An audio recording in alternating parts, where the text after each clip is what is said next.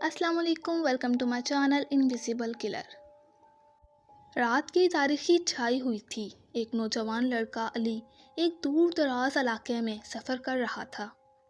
اچانک اس کی گاڑی خراب ہو گئی۔ آس پاس کوئی مدد نظر نہ آئی تو علی نے پیدل چلنا شروع کر دیا۔ کچھ دیر بعد اسے ایک پرانا خستہ حالت ہاسٹل دکھائی دیا۔ دروازے پر دستک دینے پر ایک بوڑھی عورت نے دروازہ کھولا۔ اس کی آنکھوں میں خوفناک چمک تھی۔ علی نے صورتحال بتائی اور رات گزارنے کی درخواست کی۔ عورت نے ہنستے ہوئے کہا، یہاں ٹھہرنے والے کبھی واپس نہیں جاتے، مگر خیر تم بھی آزما لو۔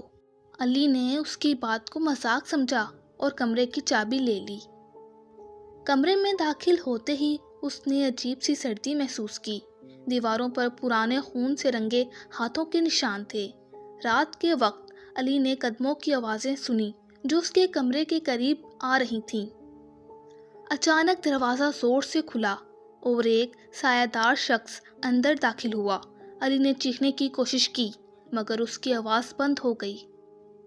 سایہ دار شخص نے علی کی طرف بڑھنا شروع کیا۔